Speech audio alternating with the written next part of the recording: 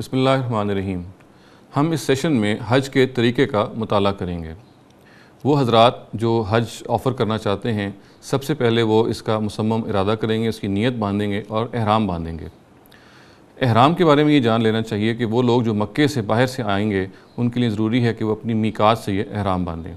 مکے میں رہنے والے حضرات، خواہ وہ مقامی ہوں، خواہ وہ عارضی طور پہ وہاں مقیم ہوں، ان کے لیے ضروری ہے کہ وہ احرام حدود حرم سے باہر جا کے کسی مقام سے باندھیں۔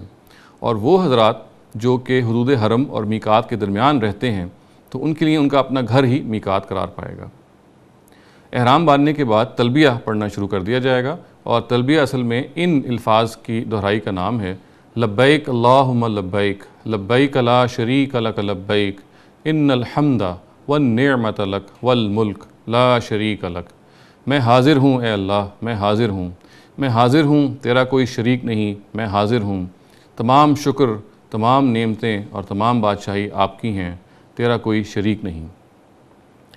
یہ تلبیہ جیسا کہ میں نے عرض کیا، احرام باندھنے کے فوراً بعد پڑھنا شروع کر دیا جائے گا۔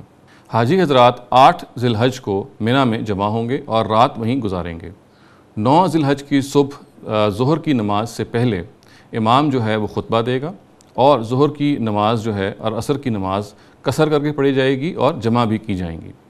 اس کے بعد حاجی حضرات جو ہیں وہ وقوف عرفات کی عبادت سر انجام دیں گے۔ اس کا مطلب یہ ہے کہ وہ عرفات کے میدان میں کھڑے ہو کر اللہ تعالیٰ سے گڑ گڑائیں گے، دعا مانگیں گے، اپنے گناہوں کی مغفرت مانگیں گے، اور یہ سلسلہ وہ غروب آفتاب تک جاری رکھ سکتے ہیں۔ غروب آفتاب کے بعد حاجی حضرات جو ہیں وہ پھر مزدلفہ کی جانب روانہ ہوں گے، اور مزدلفہ پہنچ کے پھر مغرب اور عشاء کی نمازوں کو ملا کے پڑھا جائے گا اور ان کی قصر بھی کی جائے گی۔ رات جو ہے وہ 9 ذی الحج کی مزدلفہ کے میدان ہی میں گزاری جائے گی۔ 10 ذی الحج کی صبح جو ہے وہ حاجی حضرات ویسے ہی مزدلفہ میں وقوف کریں گے، یعنی اللہ تعالیٰ کے ہاں کھڑے ہو کے، اللہ تعالیٰ کے حضور میں کھڑے ہو کے دعا کریں گے، مغفرت کی دعا کریں گے اور التجا کریں گے، گڑ گڑائیں گے، جیسا کہ انہوں نے عرفات میں کیا۔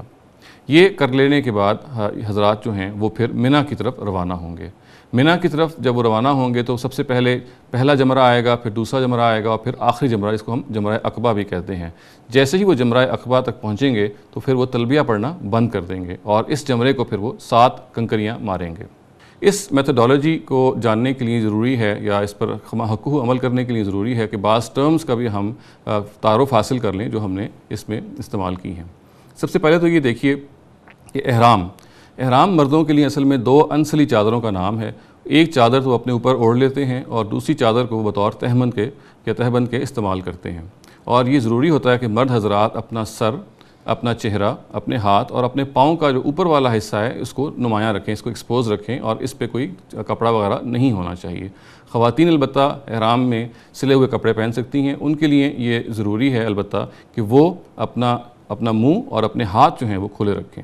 احرام کی حالت میں کچھ پابندیاں ہیں جو خواتین اور مرد حضرات پر عائد ہوتی ہیں، اور ان میں سے جو اہم پابندیاں ہیں وہ یہ ہیں کہ سب سے پہلے تو کوئی زیب و زینت کی چیز نہیں استعمال کی جائے گی، کوئی پرفیوم نہیں لگایا جائے گا، بال نہیں اتارے جائیں گے، ناخن نہیں اتارے جائیں گے، جسم سے میل کچیل بھی نہیں اتارا جائے گا، حتیٰ کہ جوئیں بھی نہیں نکالی جائیں گی، اور اس حالت میں شکار بھی نہیں کیا جائے گا۔ جہاں تک میقات کا تعلق ہے تو اصل میں یہ وہ جگہیں ہیں جو بیت اللہ سے دور کچھ فاصلے پہ ڈیمارکیٹ کر دی گئی ہیں، اور جن کے بارے میں یہ ضروری ہے کہ جو لوگ ان کو کراس کریں تو وہ احرام پہن کے ان کو کراس کریں۔ یہ بنیادی طور پہ 5 ہیں۔ وہ لوگ کہ جو یمن کی سمت سے آئیں ان کی میقات یلملم کہلاتی ہے، اور وہ لوگ جو مشرق کی سمت سے آئیں ان کی میقات جو ہے وہ ذات و عرق کہلاتی ہے۔ جو لوگ شام اور مصر سے آئیں ان کی جو میقات ہے وہ جحفہ کہلاتی ہے، اور جو نجد سے آتے ہیں ان کی میقات قرن کہلاتی ہے، اور مدینے سے آنے والوں کی میقات ذوالحلیفہ کہلاتی ہے۔ جہاں تک اس چیز کا تعلق ہے کہ تلبیہ جو ہم پڑھتے ہیں تو یہ جان لینا چاہیے کہ وہ واحد ذکر ہے جس کو خدا کی طرف سے اور خدا کے پیغمبر کی طرف سے عمرے کے اذکار میں بالکل متعین کیا گیا۔ جہاں تک طواف کا تعلق ہے تو طواف اصل میں بیت اللہ کے گرد 7 چکر لگانے کا نام ہے۔ یہ ہر چکر جو ہے یہ حجر اسود سے شروع ہوگا اور حجر اسود ہی پہ ختم ہوگا۔ ہر چکر کے شروع میں حجر اسود کا استلام کیا جائے گا۔ استلام کا مطلب یہ ہے کہ حجر اسود کو چوما جائے گا، یا اس پہ ہاتھ لگایا جائے گا، ہاتھ پھیرا جائے گا، اور پھر ہاتھ کو چوم لیا جائے گا۔ اور اگر بھیڑ کی وجہ سے یہ ممکن نہیں ہے تو پھر محض ہر چکر کے شروع میں ہم اپنا ہاتھ اس کی طرف پوائنٹ کر دیں گے، یا ہمارے ہاتھ میں اگر کوئی چھڑی ہے تو اس کو ہم اس کی طرف پوائنٹ کر دیں گے، اور اسی کو پھر حج اسود کا استلام قرار پائے گا۔ جہاں تک صحیح کا تعلق ہے تو اصل میں یہ صفا اور مروہ کے درمیان چلنے کا نام ہے، اور یہ 7 پھیرے ہیں جو اصل میں لگائے جاتے ہیں۔ پہلا پھیرا صفا سے شروع ہوتا ہے اور مروہ پہ ختم ہو جاتا ہے، اور آخری پھیرا مروہ سے شروع ہو کے صفا پر مکمل ہوتا ہے۔ ہدی اصل میں ان جانوروں کا نام ہے جو کہ خاص طور سے ایک عمرہ کرنے والا یا حج کرنے والا اس نیت سے لے کے آتا ہے اپنے ساتھ میقات سے کہ وہ ان کو حج بیت اللہ کے حدود کے اندر ان کو قربان کریں، اور اسی وجہ سے ان کو پٹے لگائے جاتے ہیں تاکہ یہ معلوم رہے کہ یہ نشان زد ہیں اللہ تعالیٰ کے لیے خاص طور سے۔ اس کے بعد اگر یہ اپنے ساتھ ہدی کے جانور لائے ہوئے ہیں یا کفارے کی قربانی ان پر فرض ہو چکی ہے کیونکہ انہوں نے عمرے اور حج کو ایک ہی سفر میں کیا، یا کوئی نظری قربانی ہے جو انہوں نے مانی ہوئی ہے، تو پھر وہ اس موقع پہ کی جائے گی۔ اس کے بعد حجامت کا مرحلہ ہے۔ مرد حضرات جو ہیں وہ یا اپنا مکمل سر منڈوائیں گے اور یا حجامت کریں گے، اور خواتین کے لیے اس قدر ہی ضروری ہے کہ وہ اپنی چوٹی کے کچھ بال کاٹ دیں۔ اس کے بعد احرام اتار دیا جائے گا، اور حاجی حضرات جو ہیں وہ پھر بیت اللہ کے طواف کے لیے روانہ ہو جائیں گے، اور بیت اللہ کے طواف کے فوراً بعد پھر احرام کی ساری پابندیاں جو ہیں وہ ختم ہو جاتی ہیں۔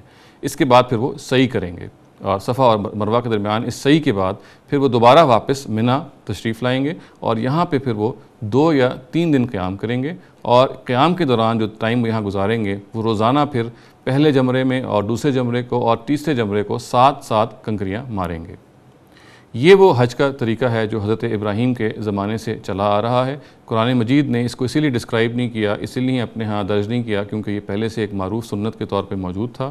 البتہ قرآن نے اس میں بعض اصلاحات ضرور کی ہیں جو ہم انشاءاللہ کسی اور سیشن میں ان کا مطالعہ کریں گے، اور ہم اس کا مطالعہ بھی کریں گے کہ حج جس کا ہم نے طریقہ آج بیان کیا اس کا بنیادی فلسفہ کیا ہے۔ وآخر دعوانا الحمدللہ رب العالمین۔